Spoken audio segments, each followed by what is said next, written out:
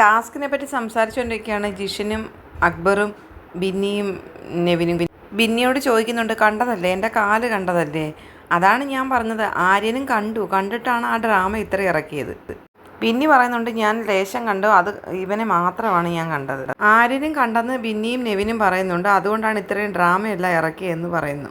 ബിന്നി പറയുന്നുണ്ട്, full mask ഇട്ട് കഴിഞ്ഞാൽ നമുക്ക് കാണാൻ പറ്റത്തില്ല. പക്ഷേ ആര്യൻ്റെ കാര്യത്തിൽ ആര്യൻ ഇത് കണ്ടിരുന്നു. ജിഷൻ ചോദിക്കുന്നുണ്ട്, തിരിച്ചിരുത്തിയപ്പം നല്ല പണിയായില്ലേ, ഒന്നും കാണാൻ പറ്റത്തില്ലല്ലോ.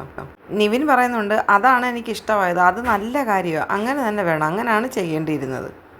നിവിൻ പറയുന്നുണ്ട്, ബിഗ് ബോസ് ഒരു കാരണവശാലും അടുത്തടുത്ത് ഇരുത്തല്ലേ, വട്ടം കൂട്ടിയിട്ടിട്ട് ഇരുത്തണം ബിഗ് ബോസ്. ജിഷൻ പറയുന്നുണ്ട്, ഇപ്പോൾ ഒഴിഞ്ഞെല്ലാം കൂടെ എടുത്തു മാറ്റുന്ന തിരക്കിലാണ്, അത് കുറച്ചുകൂടി വൈഡാവുമെന്ന് പറയുന്നുണ്ട്.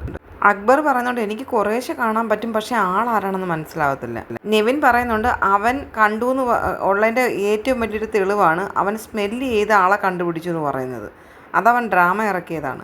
അപ്പോഴേക്കും ആര്യൻ അവിടേക്ക് വരികയാണ്. അപ്പോൾ ആ നെവിൻ പറയുന്നുണ്ട്, നീ ഇരുന്നത് എങ്ങനെയാണ് ഇങ്ങനെ കസേരയിൽ നിന്ന് ഇങ്ങനെ ചെരിഞ്ഞ്, കുറേ പേര് ഇങ്ങനെ ഇരിക്കുന്നു, കുറേ പേര് മൂക്ക് ഇങ്ങനെ ഇട്ട് കാണിക്കുന്നു, അത് ഞങ്ങൾ ഇവിടെ ലൈവായിട്ട് കണ്ട്, നിന്നെ ഇങ്ങനെ സ്ക്രീനിൽ എടുത്ത് കാണിച്ച് നീ ഇങ്ങനെ മൂക്കിട്ട് ഇങ്ങനെ കാണിക്കുന്നത് ഞങ്ങളിവിടെ ഇരുന്ന് കണ്ടടാ.